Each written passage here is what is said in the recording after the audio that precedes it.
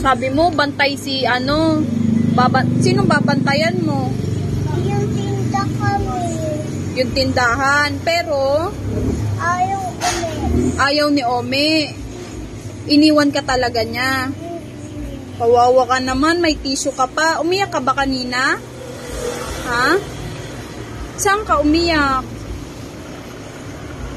Kawawa naman talaga. Mahal ka pa ba ni Ome? Hindi na? Grabe naman yun. Sino lang yung sinakay niya sa motor? Kanina?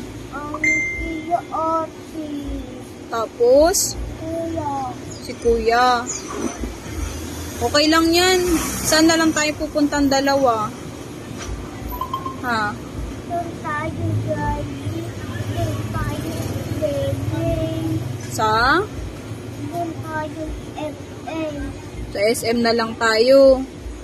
Ayaw mo kay Jollibee talaga? Bakit? Ano bang meron kay Jollibee? Tao. Ay, tao pala si Jollibee. Hindi ba siya si Jollibee? Nagsisinungaling lang siya. Paano mo naman nasabing nagsisinungaling si Jollibee? Nakita mo?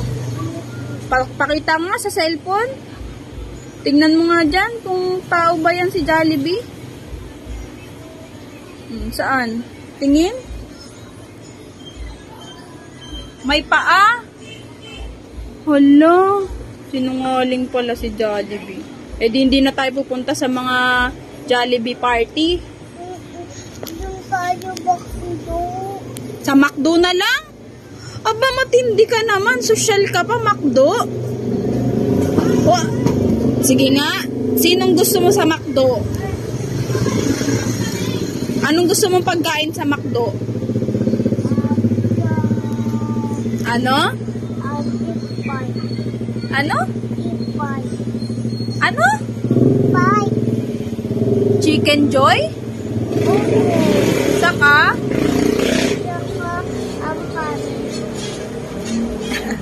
Maligo ka muna. Liligo na tayo. Wait mo ba si Ome?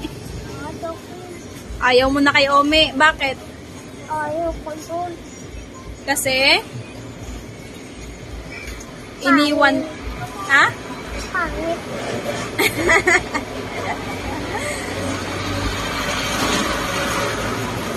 Hindi kaya ng takbo. Yes. Ha? Hindi kaya ng takbo.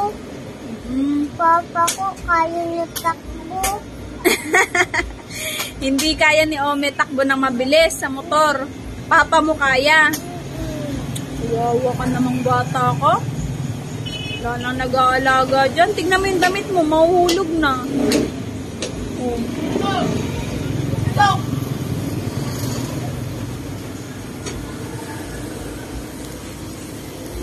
Ang lungkot naman ng bata. Kasi iniwan. Iniwan ka ni Umi. Hindi ka kasi daw nag-aaral. Oo nga, hindi pumapasok sa school. Wala na. Nawalan na ng pag-asa. Natutulog na lang siya sa tabi ni Kutsay. Kay Kutsay na lang siya dinede. Uy, B. Nawalan ka na ng pag-asa. Okay lang yan.